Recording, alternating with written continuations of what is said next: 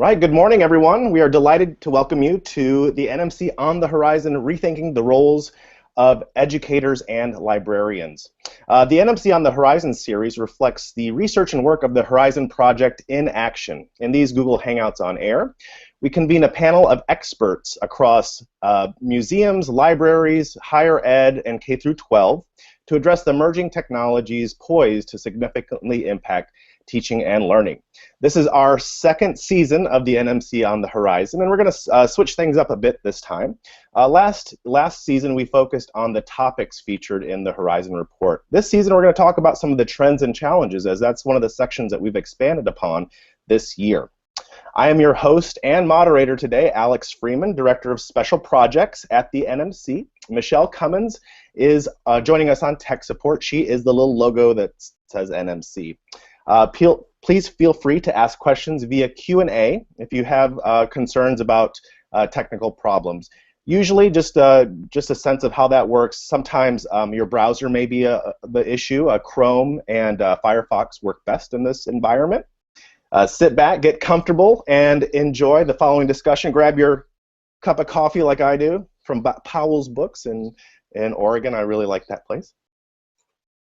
Take a sip. I'm not being paid by them. But sit back, get comfortable. A bit of logistics. In this session, if you have a question, you can type it into the Q&A, and we'll be able to see those questions through this Google Hangout. And if you see a question that's already been asked and you like that question, you can +1 it to move it up higher in the rankings. And I'll collect the questions throughout the session and try to weave them in as we can. At the NMC, we tweet, and when we do, and we talk about the Horizon Report, we use the hashtag NMCHZ. That's hashtag NMCHZ. We have tons of Twitter followers, and your voice will be heard. Okay, so now on to the stars of today's event.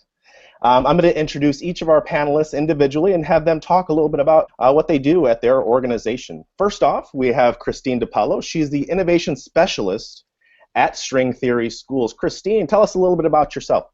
Hi, it's nice to be here. Thank you for having me. I'm the Innovation Specialist at our brand new inaugural high school in Center City, Philadelphia. We opened our school just last September. We're about to embark on our second year. We're a one-to-one iPad school. We said goodbye to textbooks. We said goodbye to all books. We said goodbye to all supplies, and we are strictly maximizing the use of our technology and committing to the iPad as our single learning device. So this is my first year with the organization. Prior to that, I taught math for 5 years at a career and tech ed school, and I also taught digital media arts and design at a very small school district outside of the city. It's pleasant to be here. Thank you. Thank you, Christine. I think Innovation Specialist is one of the coolest names I've seen. They asked me what I wanted my title to be, and I was like, I want to be an Innovation Specialist. And they were like, okay, that sounds great. So Why not? They wrote my whole thing that way. Yeah, it's awesome. That's great. That's great. And next, joining us is Kayla Hoskings. She is the Director of Education at Artpace San Antonio. Tell us a little bit about yourself, Kayla. Good morning, Alex, and everyone else out there. It is a pleasure to be joining you today. I am the Director of Education, as Alex mentioned, at Artpace in San Antonio. And Artpace is a little bit different. It's not a museum. It's not a gallery. We're based on a residency program. So each year we invite 3 guest curators, and those curators each invite 3 artists, a Texas, a national, and an international. Those artists come, they physically live in our building and produce work for 2 months, and then it's show and tell for 2 months. So it's this constant rotating of contemporary artists and meeting them, watching their process, and then my job is to help translate that and connect that with the public. Excellent, Kayla. That's a really great program down there in San Antonio and a different way of engaging with artists and artworks. Absolutely. All right. Well, next we have John Ittelson, Professor Emeritus at California State University, Monterey Bay, and also with the Online Education Initiative. Tell us about yourself, John. Hello, and welcomes and greetings from CSU Monterey Bay and the Monterey Bay region, and excited to be on this panel. As mentioned, I am a Professor Emeritus at California State University, Monterey Bay, and I think probably the reason I'm on this one about educators and libraries is that California State University, Monterey Bay made Newsweek in January of 1995 when it talked about it wasn't going to build a traditional library. And it's interesting when you get into a national news magazine, and there was a great deal of debate of what does it mean, no library at a university. But we'll talk a little bit about that more as we go forward. Currently, I'm failing retirement, and as you mentioned, I'm working with the California Community College System on a statewide online learning initiative. So the whole issues of how our students will relate to their resources that they need, it has us rethinking that relationship of students, educators, and librarians. So looking forward to today's chat. All right, thank you, John. And last but certainly not least, coming to us live from his classroom at BB Elementary is Josh Mica, LRC, the Learning Resource Center Director at BB Elementary. Yeah, actually, I'm at a training at our high school right now, and there's sophomore registration going on outside. So I'm hoping nobody will peek in and see what's going on. But yeah, I'm the library resource, the LRC director over at BB Elementary. Used to have about 800 kids. Now we're luckily down to about 650. Little breathing room there. But before this, I taught 4th and 5th grade for about 8 years. I've been in the library. This will be my 9th year, and I've just tried to be. I try to redefine the role of a teacher librarian, and make it an integral part of what every kid experiences every week, every day, and work with teachers. I've been lucky enough to work with the State Library Association this year in their iLead USA program. And right now, honestly, part of the reason I'm not at BB is because my library is gutted. So we are currently and hopefully going to be ready to go day one with some new shelving, new innovative spaces, but we'll talk about that a little bit more later. Actually, yeah. So that's great. Actually, I'm gonna stick with you and and ask you our first question. We have a series of questions, but feel free if you have a certain question to drop it in the Q&A so that I can capture that and try to weave it into our conversation. But we have a number of set questions that'll guide our discussion today. The first is for you, Josh. How is BB Elementary rethinking the role of librarian? Yes, well, I saw the window open up, several years ago when the LRC director was retiring, and it was really, more of a stamp the pad, stamp the book, check out, check in. Here, let me tell you about some new books. And I just knew that there could be so much more to the role. So over the past several years, I've asked the teachers when they bring their kids down to, well, first of all, I asked them, to have a regular time to come down because I am a teacher. I started my library media ALA accredited program. I got about a third of the way in there, and then I switched over to the doctorate and finished that. I might go back. I don't know if my wife will let me take any more classes, but to get the accreditation. But really, as a teacher, first and foremost, but I see the role working with the teachers. They need a media specialist. So first and foremost, they need somebody to work with them, a collaborative teacher, and then they need a technology integration specialist. Now, I'll be honest with you, we have those roles at our school, but the way that I've kind of been redefining the library media role, at least in my school, is we're kind of all of those in one. A lot of our tech integration specialists, our coaches in the tech field, they're split between several buildings. So who do they come to naturally, when it comes to coaching and collaborating? As a media specialist, I'm like this storehouse, more digital actually, but of all these resources. So if I use a certain program or I might demonstrate a certain method, it's by them staying with me and sitting in those seats and watching and participating and being interactive. It's a natural shoe-in. They're like, hey, can you come to my classroom and work with me on this, or can you show our kids how to, so it's a trifecta of all of those, I would say. And then how has BB been doing that? Well, I've been working on that and haven't really been challenged by the administrations that have come in, and they have enjoyed what I've done, but now to the point where it's spiraling, and a lot of our other LRC directors are teaching regular classes, but they also have that time to like push into classes and help and do that just-in-time learning. So it's come a long way, but I'm very happy where we're at right now.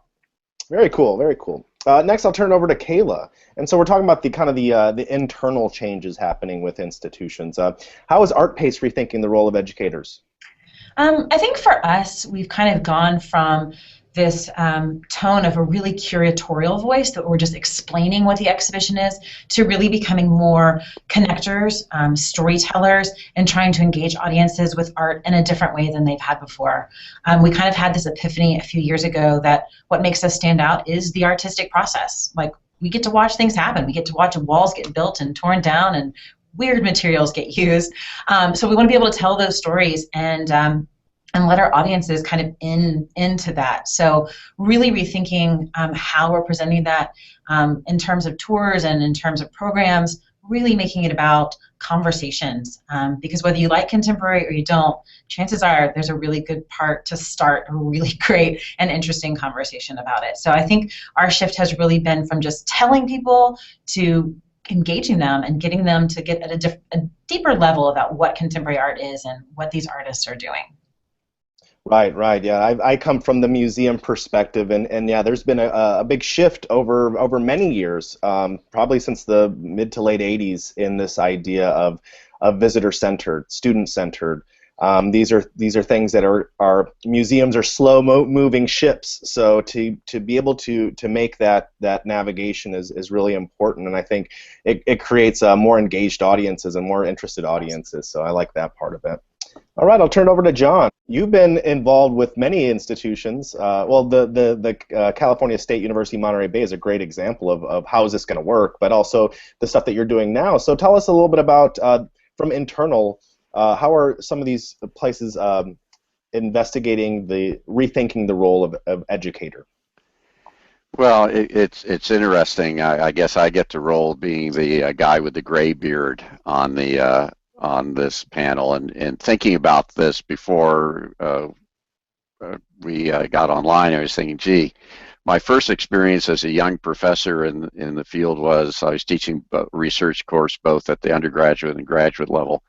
And at the undergraduate level, we invited the librarian over to refresh students about the Dewey Decimal System and how to get to the library. And for the graduate students, we were talking to them about how to do interlibrary loan and what the rules were about getting books out of the stacks.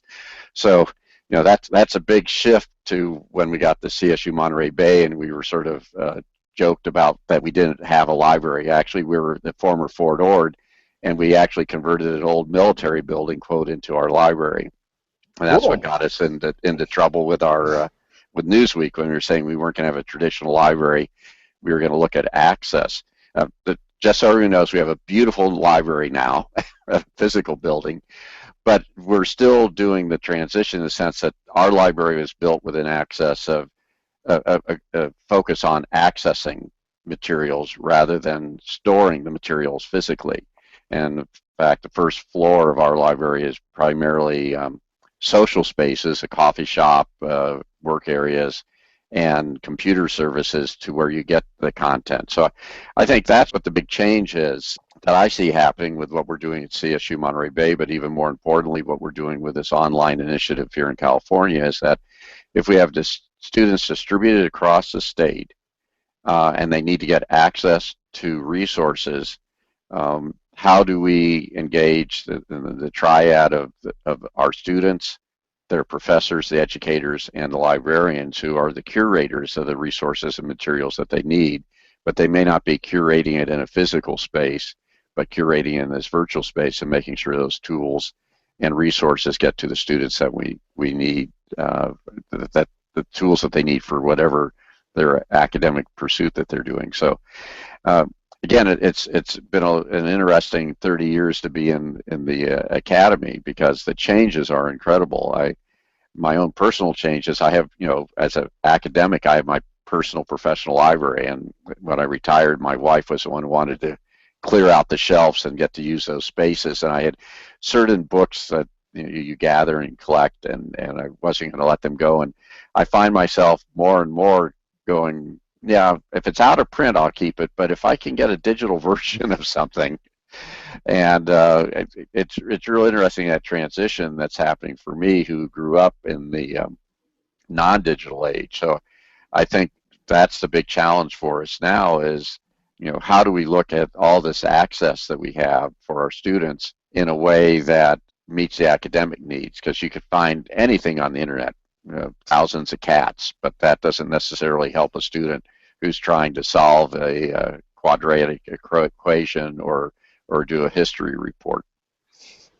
Yeah, thanks, John. Yeah, you can get certainly 100 books on your tablet weigh a lot less and take up a lot less space than those on your bookshelf.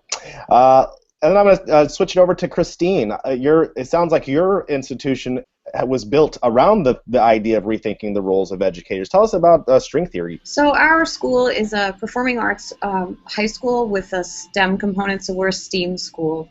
And when we came into the beginning of the year, we said we weren't going to have a library, and we weren't going to have books, and we weren't going to have that we were going to go to this full digital model. And we did that, and then also in place of a library space, we created an innovation lab. So the innovation lab is really where kids and teachers can come to work and innovate and be creative and tinker and play and make. And that's the whole concept of this really beautiful space that we build out for them. It's definitely got computers in it for larger scale products, but because the kids are producing so much from the iPad itself as content creators, they can do that mobily anywhere, anytime. So it's nice that they don't have to come to a physical space necessarily to be content creators. And then my role is, as an innovation specialist, my role is to work with all the teachers and the students through push-in support. So I don't really do a lot of professional development kind of camps throughout the whole school year. I'm down on the floor. I'm engaged with teachers. I'm part of their planning. I'm part of their prep. One of the things that helped us be successful to go one-to-one iPad was we built in our schedule that all of our academic teachers have common planning time. So our whole English department will be together, and they're building one single course together. So it's not individual teachers building courses.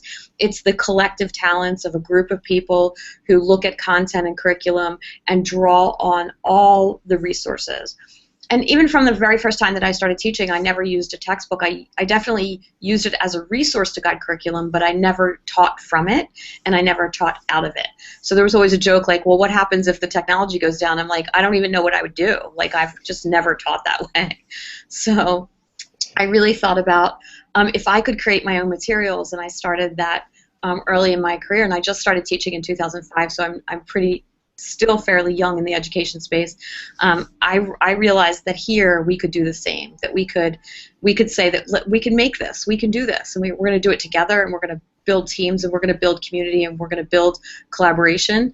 And someone just said to me the other day, isn't it ironic that in education we're talking about collaboration like it's a new idea? And I was like, yes, that's very, very interesting, because it's so crazy that we all hole ourselves up into a room by ourselves and don't talk with our colleagues. And so we're breaking the boundaries of that, and we're pushing down the walls of that, and our school is really about those high levels of collaboration.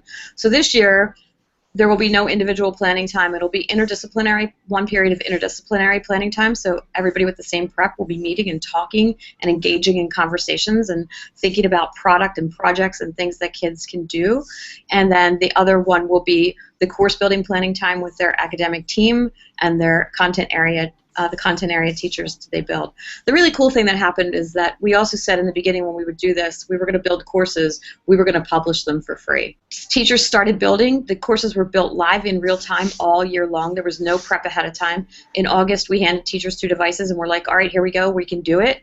And my motto is move toward the fear, because no one's going to die and we're not saving babies. So no matter what you try, it's totally okay. Everyone's going to be all right. And then we said, and you will publish at the end of the year. That was the goal.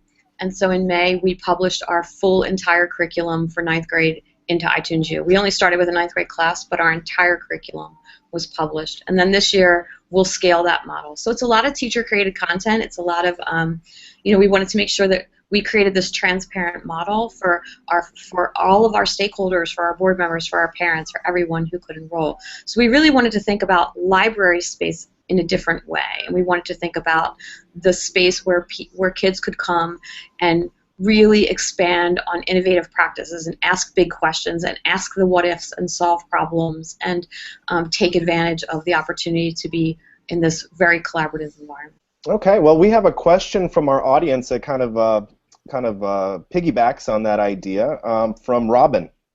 She asks, my special area of interest is in maker education. How do you see the role of the teacher, instructor, and especially librarian changing related to maker ed challenges and solutions?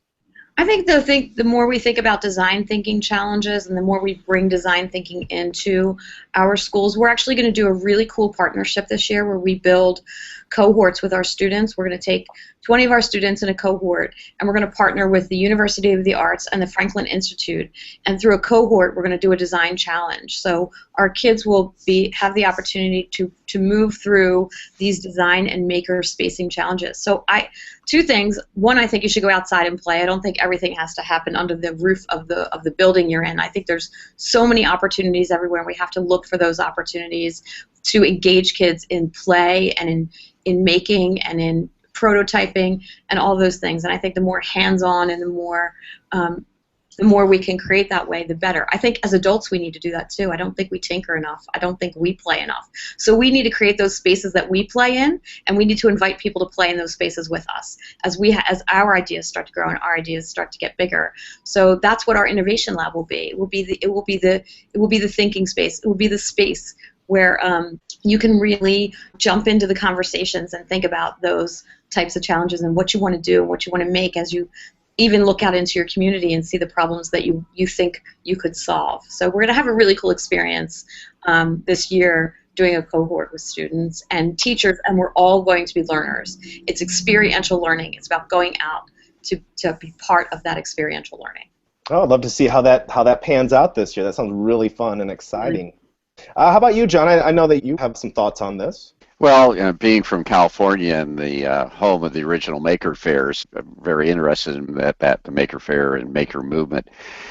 For me, I think the connection is that, going back, I'm going to sound like the history buff here, but the Carnegie libraries became, the meeting spot in towns across the country. A library was built there. That's where the educational resources were, the tools of knowledge. And now you see these maker spaces being the tools to create and expand knowledge. So I think this is sort of the natural evolution where the library housed books before. Now the library can house 3D printers and house various resources. I think it's important to realize the need for community. And the libraries, again, back in the Carnegie level, back in Chico, where I taught for 17 years, the original Carnegie Library is now a museum because they wanted to keep it because of the interesting architecture.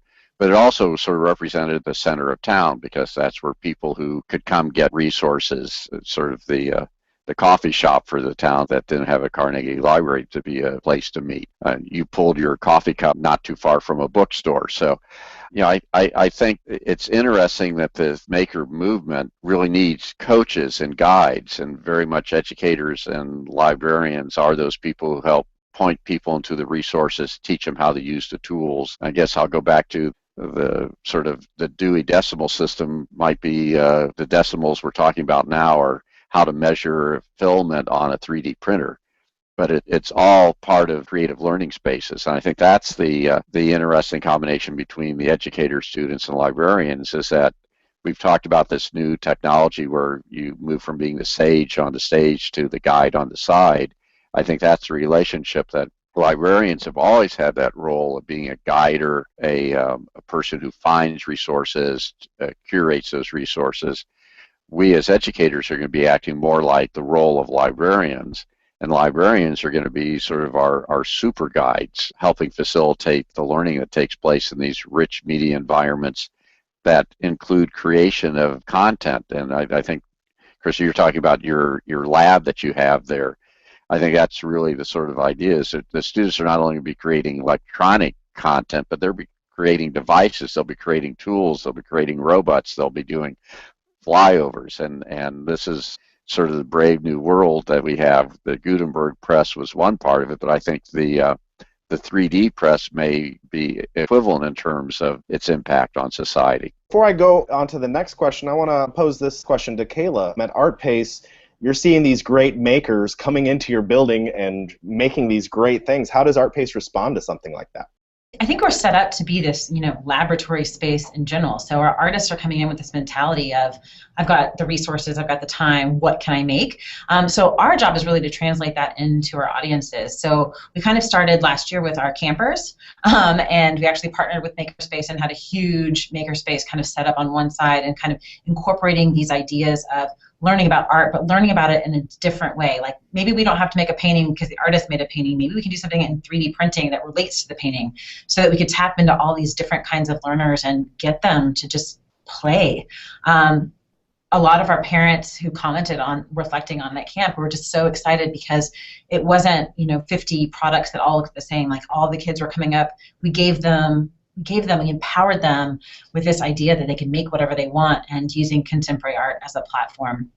We're rethinking now into our teen spaces. We've been doing task parties based on all of our Hearings project at some of our family days, where it really is just a giant broom of materials and we just say go. And so it's wonderful to see that connection between parent and child and teen and all of them really getting in on the whole maker vibe, but it all links back to what we want them to see, which is the art and the object and the artistic process. All right, I'll go on to our next question. I'll pose that to Josh. How do you see students, professors, or visitors engaging with your institution? That's a good one there, because when it comes to people coming into our library, there's a couple things that I've been trying to follow some other leaders in the field, like David, I don't want to butcher his last name, but Lankes out of Syracuse. He talks a lot about the community being our new collection. Basically, like you guys were talking about the maker movement, what are some of the things that not only our patrons, as in like my students, but some of the families, like what are they experts at? What can they help with? What can they show? How can we then promote that, and promote our community? That's been a thing that I've wanted to start this year. And when it comes to people coming in and out, I want them to see Shannon Walter. She was on LMNet. She said a great thing. The school library is a place to discover our passions. This is a place that you want people to come in, have an interest, and then just go with it, and just travel and have somebody guide you and help you with all the resources to make whatever you want happen, just whether it be learning or finish a project. And then, when it comes to people coming in, I want to do some of this maker stuff this year. There's a great guy, Brian Pitchman, that worked with our iLead group. He basically set up all these tables with all these different things that I can't personally buy, and we just played. And so now, after that experience this summer in June, now I have a list of things that I want to pick out, and like Eli is doing out in Ann Arbor, I want to check out some non-traditional things, so some of those maker components that kids can just check out and take home and tinker. I want to do some stuff after school and during the school day for sure, but I want to encourage those. It's kind of like the Ace Hardware model. Like you're going to clean off the side of your house or the concrete. You're not going to go buy like a sandblaster or something just to do that one project. You're going to go rent it. And I might be showing that I don't know how to do that project because I might have called it something wrong. But anyway, my point is that's price point. I don't know, maybe it's $50, maybe it's $100. These are things that I want to start checking out so kids can start tinkering and doing those things. And when people come in, I want to be promoting them and showing them off, and that's our collection. A lot of rethinking the roles of educators and librarians is really a change in attitude. And one of the questions from Michael in our audience talks a little bit about that attitude shift. This is a panel of forward-looking, innovative educators. Congrats. What can we do to help promote innovation among those who may fear and mistrust new approaches? Christine? We certainly faced that. We're going to face it a little bit more this year when we move our middle school up and we're bringing new staff on board plus staff that is already kind of ingrained in the culture that existed before as we start to make this culture shift. And we are shifting culture. So the way that we approach it is that you can't be penalized for trying. Building courses in iTunes U and working with your colleagues and not having to do this alone allows you to free up time to be more forward in your thinking, but to also create this great collaboration among your colleagues. And the iTunes U courses replace all the lesson plans and teacher websites. So now I've just taken two massive things off your plate to free you up to be creative and to think creative and to bring your best ideas to the table and to build on them. So we never look at the things that didn't work. We're always looking to our teachers and supporting them for trying. we're so happy that they're willing to take the risk. And we want to encourage that risk because, as I said before, no one's going to die. It's going to be okay. No one's going to die. We're not saving babies, and it's important to try. And I think that's the hardest thing, where we have to move educators beyond the fear of trying. And if we can get them that one step over the line, then we've made it. We've made it. Everything else will be clear sailing from there, and it's about the support. So our whole administrative team is about that. We didn't ask teachers to build courses in iTunes U that we weren't willing to do, so we have all built iTunes U courses as well. We built them for technology. We built them for curriculum. We built them as a way to deliver all information to all of our stakeholders. If we always joke that if it isn't on the iPad, it's not true. So if we forgot to put something in the announcements, it's not true. But somebody asked me a really cool question yesterday, because I always say that when I show up to work every day, I feel like I landed in Oz. Everything is more colorful. The flowers are waist high. Everything's red and the most beautiful colors you've ever seen. And somebody asked me yesterday, like, well, what happens when you don't live in Oz every day? How do you combat that? And I was like, you can make your classroom Oz. You can turn your classroom into Oz, and that's a starting point. And your whole universe or ecosystem that you work in doesn't have to be Oz all at once. But if you can be that person that creates that environment, that shows what's possible, that gets excited about it and showcases student work and says, look, but I got out of the way and here's what our kids created, and it's amazing and it's beautiful, and you start to kind of bridge that gap of what's possible, then I think you can get people on board. And it's hard. You're not going to onboard everybody all at once. And I just saw this really great quote about you don't have wins every day. And you don't have wins every day. But you relish and you grab onto the small wins that you have and you move with them. And then you never make it punitive for what didn't work, ever. So that's kind of the model of how we're moving forward. And we're going to scale this next year. We're going to be one-to-one iPad 5 through 8.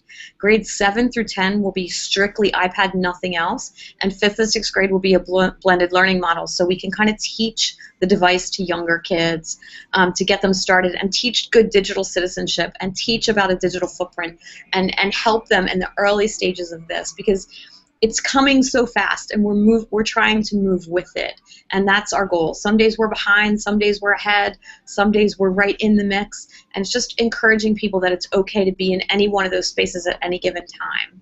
Now, John, as the self-described graybeard of our panel, I'm sure you've had to help people see the light, change an attitude. What is your thought on this? Michael asked the question, has a gray beard too, and he's doing a lot of innovative things on his campus down at Channel Islands. But I think the challenge that we have here, because the question is, how do you introduce new ideas and concepts? And there's a lot of resistance. There's some early adopters, there's the daredevils, but the majority of us, change is an issue. And probably even a greater issue in our institutions like libraries and academic institutions, where part of what we're doing is preserving culture and sharing knowledge that we had before. When CSU Monterey Bay opened, one of the things that we wanted to do was become a outcomes-based campus. We wanted to change the model to a competency-based graduation check.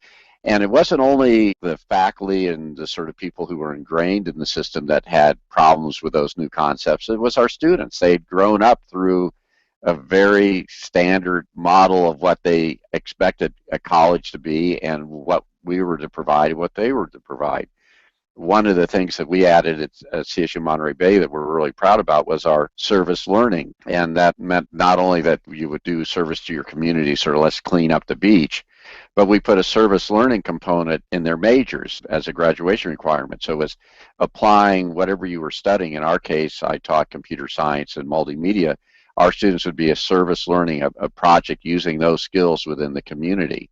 And that was a big change. It was a change in expectations. It was a change in what expected to do, and a change in how the institution engaged with its community.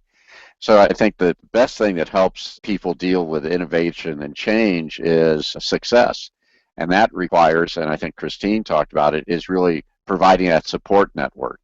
So when we engaged in our service learning commitment, we made sure that we had a service learning institute. I'm not sure exactly what they call it now, but had the resources both in people and leaders to actually make sure that as people were doing these new innovative experiments, that if they tripped a little or they needed to be pointed in the right direction, there was somebody there to do it. Much like the traditional librarian helping a student who was given their first term paper, pointing them in the right direction and saying, I was going to say the line and saying, you ought to look at more than Wikipedia, but Wikipedia is getting more respect these days in research. But I think the way that you help with innovation is sort of like the bumpers in bowling alleys that prevent you from getting a gutter ball. You just need to keep the people moving in a way that's successful, and then it's much easier for change to take place. Next, I'm going to move on to Kayla and talk to you a little bit about how do you see visitors engaging with Artpace? And we can think about, and this idea of visitor is very museum specific, and the idea between the physical and virtual visitor is blending more and more. Art museums, galleries, and places like Artpace are having to deal with not only the people that come into the actual physical space, but the people that are accessing your resources online. So how do you see your visitors engaging with your institution, for both physical and virtual? So I think one of the challenges with museums, as we're embracing technology and using iPads in the spaces and things like that, is that we're still object-based places. We want people to look at the art, so we don't want to invite visitors in and then give them an iPad and all they're doing is like hands down looking at the iPad and they never once look up and see what the art actually is. So one of the things we've done here at Artpace is we have this mantra that we use inquiry-based learning and inquiry-based questioning. So all of our tours, everything is about starting those conversations that I mentioned earlier. And one of the ways that we've kind of translated that is using iPads with our artists. So we actually do interviews with all of our artists on the day of the opening and ask them questions that will help guide a tour. And then to take it a step further, now we have the artists asking questions of our visitors. So you'll see a video and it'll be Vincent Valdez asking, why my paintings, why do you think I left the background white? And he doesn't answer the question. It's just a tool to get other people to start thinking differently. So I think that's our job, is to kind of take this technology, and in a museum specifically, how do we get them engaged with the art, looking back at the art, but also starting a dialogue about what's happening. And how about you, John? You're working in an online space right now. How do you see students engaging with your institution in the online world? I like the whole idea of visitors, but in many ways, students are really visitors. I started thinking that as sort of a different way of looking at it. A visitor, whether it be for one term or for 4 years. And I also like the concept of engaging with the art. And what we're really wanting are to have students engage with each other, engage with the faculty member, and engage with the content. I guess maybe the content of the course may not be art, but hopefully artfully presented so it engages students to reach their academic goals. We're in a resource-rich environment, and we have to be thinking differently than when we were in a constrained environment. But again, I remember going back east to New York and going to the Barnes & Noble bookstore, which had an incredible academic session. Part of the great thing there was I could find something I couldn't find anywhere else I could buy and bring it back. But now we have this incredible abundance of resources, and so it's really the filtering and finding. And how do we, in this level of abundance, line that, drinking from the internet is like trying to drink from a getting information. So how do we get that information for our students so they have what they need at the right time and the right moment? And that usually takes somebody to both point out the things first, like in an art exhibit, you first expose yourself to, then eventually you get into the detail, you get up closer and look at the brush strokes. Or you may observe the artists in the process of creating a work of art or engaging the audience to participate in some participatory art. And that's really the art of instruction, the art of teaching. So I think in the California Online Education Initiative, what we're trying to do there is not replicate what's happening on our institutions. There's 112 community colleges across the system, 23 CSUs and RUCs. But to figure out what this new learning space is and how we can use the tools. I think of Watson when the idea was an individual would play against a computer. Can a person beat a computer? But that sort of shifted now. Can two people playing the game with a computer as a coach changes the whole level of the game? And I think that's a sort of changing now. It's not only do we have greater assets and resources, but we've got people, so in a sense, two great chess players with a computer, that's going to be a much more engaging and interesting game. When we have students with all these tools and a librarian and educator supporting them, their educational experience is going to be so much greater. And I think those are the sort of things I'm hoping will happen on these online initiatives. You know, MOOCs provided a massive online course, but it was a massive distribution of information. I think the next level is really a massive engagement of students with the content and with others. Okay, great. Next, I want to take it to Christine. I know that the string theory, you're still establishing kind of some of the activities that you'll be doing, and this question kind of relates to one of the questions from our audience, which is, where can we find more info on the string theory school's activities surrounding the idea of digital making? Would love to see examples. So can you talk a little bit about how your students are engaging with your institution?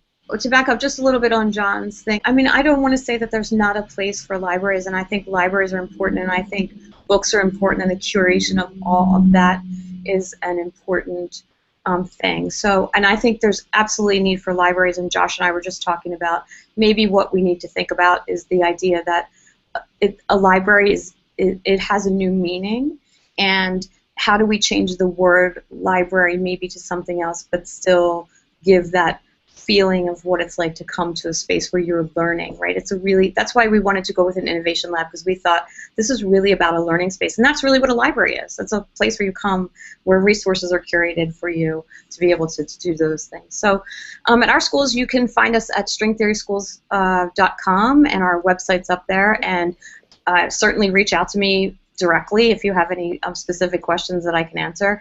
Our kids are using the device, and we open the App Store to them so that they have full access to the App Store. So they're finding the apps that best suit them, that best suit their learning styles, and then they're bringing those apps back to the classroom and talking about them and talking about the ways in which they found to do work. Plus, they're using all the features and benefits of the tools for content creation, whether they're recording. We talk about the SAMR model a lot, moving up SAMR, changing from the substitution method all the way to redefinition, and that example I gave yesterday was a crossword puzzle that you would have given on paper in French. You could still take the language now and record a song in GarageBand. And now you've absolutely redefined the lesson in vocabulary in a way in which it's meaningful to a kid who's musical. We have a lot of musical kids in our space, so we want to think about tapping into their genius and tapping into the talents that they have, and how to make that learning much more meaningful through content creation. So that's some of the other things we do. And then this fall, it's really cool. We're going to host a conference for the first time called the What If Conference, and that's the opportunity for people to come and talk and ask really big questions. And maybe one of the really big questions is, do we need libraries, or what does a new library look like? And so we're going to have this really amazing talks with people similar to TED, where we just get to talk about, those really big things, and then engage in conversations that become actionable when we're done. So I think we need to continue to ask those really good what if questions. And I don't think that, I think the space where a library is, I think it's the space that's really important, the space where to be collaborative, like John was talking about, right? Spaces for community, and I think that community is so important. I think the people part of it is so important. I think you have to have a really strong people component where there's interactive dialogue and interactive engagement face-to-face. I would never, ever in my life want to give up a face-to-face opportunity over a digital opportunity. So I think it's the balance, striking the balance between those two things. Great. Next, I want to move on to our next question, which dives to the heart of the Horizon report. The reason that we do the research and writing that we do. The question is, why is this important for teaching and learning? So I'll go to Josh on this question. Josh, why is rethinking the roles of educators or librarians? Why is that important for teaching and learning? When you're in I don't want to say in the public school trenches, but when you're out here, it's something that that you could impact, and you should be impacting every level. You should be working with teachers on curriculum. You should be working with students constantly. You should be working with administrators at all levels. But when it comes to teaching and learning, we're supposed to be this resource to help guide. And I think we should be involved in everything. And I don't like to teach in isolation. That is one thing that I have not enjoyed as much. But it does happen quite a bit. So it's either like get your voice heard by teaching a specific skill or something, or not. but ideal world, when kids are doing research, it's important to have that library media specialist. It's important to have that teacher librarian to come in and just be a collaborative teacher, be a co-teacher, to be there when those learning situations happen. So you can say, hey, this is real life digital citizenship right here, and we're experiencing it. There's a lesson that I do every year with 4th and 5th graders where I challenge them to beat me when it comes to, I wheel over an old school card of encyclopedias, thesauri, dictionaries, atlases, things they honestly don't even know how to use anymore. And then I have Google projected off my computer onto the screen, and I tell them straight off, I'm like, you may lose, but we're going to have an information race, and we're going to see who can find information effectively and efficiently. And then I also tell them that we're going to switch. If you pick the computer first, kudos to you, but you're eventually going to be on the cart. And I don't do it obviously out of any sense of like, ooh, I beat a student, I ruined our rapport, I warn them ahead of time. I actually give them a prize at the end. But it begins our journey because the kids in the audience, they start like realizing, oh my gosh, you can find this. And oh, why did he put define colon and then find a word? Or why did he put it in quotes? Or why, So we start to talk about, if you're going to use the tool, how to use the tool effectively. And so we eventually go through all the way through like web evaluation, and then I race the kid at the end of the year. So I've been beaten many times, but I take that as like self-evaluation that, okay, fine, I have imparted some of these skills of effective search, and they've stuck. So those are a few examples from the public school setting. So let's take it into the art museum gallery type setting. Kayla, why is this important for teaching and learning? Is it important for teaching and learning? Absolutely. I was actually just thinking, I taught in the public school before I moved over to museums, and one of my very first times teaching, I had a student who sat in the front row, and if he didn't like what you were doing, he would boo you. Boo! And it was awesome because it really shaped what I was doing and how I was doing it, because all of a sudden, I was being held accountable for how I was teaching. Was I being innovative? Was I trying new things? Was I about to get booed? And that small lesson, thank you, Nicholas, wherever you are, has really translated into what I do now, and making sure that the programs I'm doing, warrant a hooray as opposed to a boo, that I'm challenging visitors and audiences and students to think differently and kind of take it to that next level. Cool. About over to John. Why is this important for teaching and learning? I just have to get over the whole idea of being booed as an artist.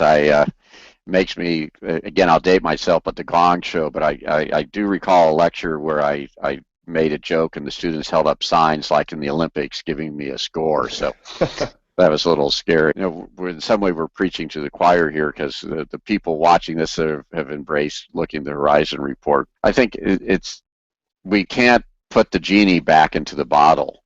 There's such a change in how we transmit, store, and share information, and that's changing so much of what we do in our classrooms and how we engage with our students. So there were some questions in the chat about whether this has to be a top-down or a bottom-up. I think this is a top-down, bottom-up, left-right filling, and so I think the need for us to rethink what roles we have as librarians, what we have as educators, what roles we have as curators of our culture and our knowledge. And to the extent that we can reflect on that, because we have been in this space for a long time. I think of the process of shepherding that lawyers do. That used to be, we had all sorts of formal things that with that one profession. The ability to shepherd, curate, and get information and get precedents now is across every discipline and in the arts. So I think this is an incredible opportunity, and adding to the maker part of it, it's an incredible opportunity for our students to be creators and greater participants in the creation of the content and the in creation of their learning. And I think as a faculty member, that's always been one of my interests. Is I really didn't enjoy the lecture mode. I enjoyed the discussion. I enjoyed watching students in their discovery of new knowledge and new information. And it's just a richer environment to do that. The Petri dish has more nutrients than we've ever had, and I think that's why it's important for us to really embrace these changes. I look at what's happening at the string theory school, and I think of where would my son be now if that was the educational environment that he grew up in. He grew up in a rich environment. He was creating multimedia book reports back in the day because they had a professor had all that gear around. Who knows what he would be able to be doing now if he'd had a richer learning environment. And those are available now to not only children and the professors, but to everybody. Before I ask Christine this question, we have from the audience people how they can get in touch with you either through your Twitter or any kind of resources that you have. Panelists, if you wouldn't mind putting in the group chat, I will put that in the Q&A so that everyone has access to that. But Christine, what do you think about rethinking the roles of educators? Why is this important for teaching and learning? Well, I think we have to look at where we are and what's happening, and what we have to kind of look to the future and what industry is going to expect and where these kids are going to go. And they are going to be they're the future contributors of information and the future contributors to the web. And I think we have to look at that, and I think we have to take all of that into consideration so that we're asking to contribute thoughtfully, and we're asking them to contribute in really meaningful ways, and we're asking them to contribute with their best and biggest and brightest ideas, and that they're not afraid to take risks or have those ideas be heard even. And so I think that it's just where we are in the space that we're in, and how do we help support our kids to be those more, we always talk about critical thinking and we always talk about that, but it's more than that. We were just talking yesterday about how we teach the curiosity out of kids, then we get them back into high school, and then we're like, okay, let's be creative. And so there's a massive gap that happens between all the standardized testing and everything that's going on, and I think we need to go back to the idea. So one of the things that I always think about is how do we create, and I used to say to my students, how do you go back to when you created content in first grade and you took construction paper and stuck cotton balls and popsicle sticks to it, and it was the greatest thing your parents ever saw, and it hung in the refrigerator until you were 12. Like, go back to that idea where you're fearless to create whatever it is your dream is, or whatever it is that you want to do. And so to overcome that fear we teach in them about being wrong, and to help change that. So even as educators, we have to move past that.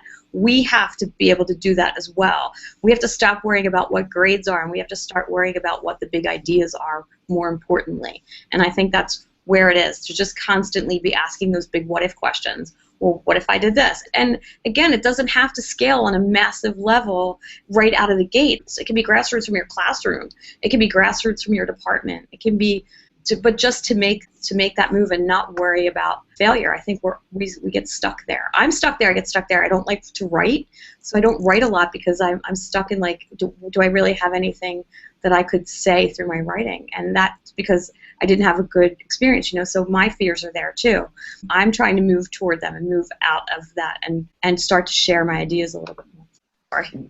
One last question, and I'm just going to go to Josh for this because you're right in the middle of it. And it's talking about infrastructure or physical changes that are happening within helping to promote this rethinking of the roles. Let us know what you're dealing with there at BB. We have a phenomenal space. We are so lucky. I know my mom taught up in Arlington Heights District 25, and they had this huge space when she first started, and they slowly walled off different portions of the library to make classrooms. And it's just the functional reality of it. But we have an amazingly large rectangular space with skylights, and slowly over the years, I've just been looking at, where do people congregate? Where do people really like to work? Where do I like to work? Why do people sit at Starbucks and hang out and talk? Why do these people linger at Panera? I'm pretty sure it's not the food, but that's free Wi-Fi. It is, it's the free Wi-Fi. It's comfortable seating. Food is a bonus, but you have this place where you can comfortably and washrooms. So you have these basic needs, but as long as you got that Wi-Fi, as long as you got that comfortable seating and space where you can work with people, those are some of the things that I want to bring back. And so it's kind of that just in time. Like, I used to have 5th grade dual language kids. They would come down to our LRC last year, And they're like, Mr. Mica, can you help us find a quiet space so we can record our video? And I'm like, I got nothing, and so. Or like we'd have another spot where kids just wanted to have a big group so they could record. They were doing a little green screen activity with the Olympics, and they wanted to have the picture of the bobsled in the back and then report about it like they were doing a news report. And we just didn't have any of those spaces. And so luckily this year, our district is trying some innovation spaces remodeling, and my school and I think one here, one junior high, and there might be another one. But we're getting some of those spaces. So like literally, it's been kind of hard because I spent the past 8 years, matching like wood grains and getting like these shelves, and how much goes into it, and then to see it all gutted and taken away. But it's the right thing to do because I was there the other day working with my principal talking about painting a wall and where do we want this, and can you envision kids working here? And I totally can.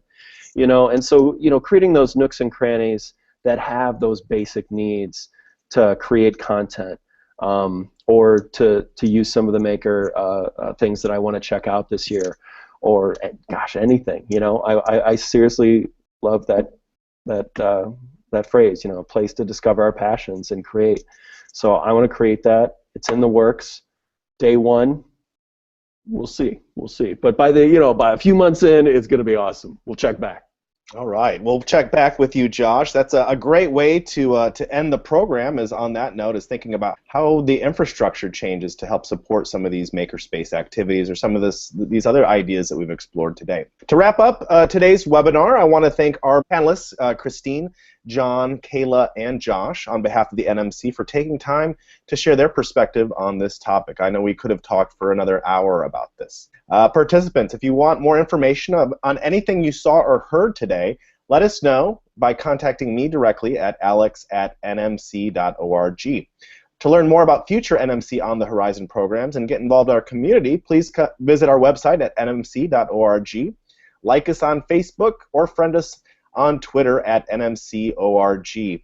Please save the date for Wednesday, September 3rd, 10 a.m. Central, for our next NMC On the Horizon event on rearranging learning spaces. We'll be having these events the first Wednesday of every month at 10 a.m. Central, so keep posted. We have the topics for our next event on our website. So until September 3rd, I will see you then. Goodbye.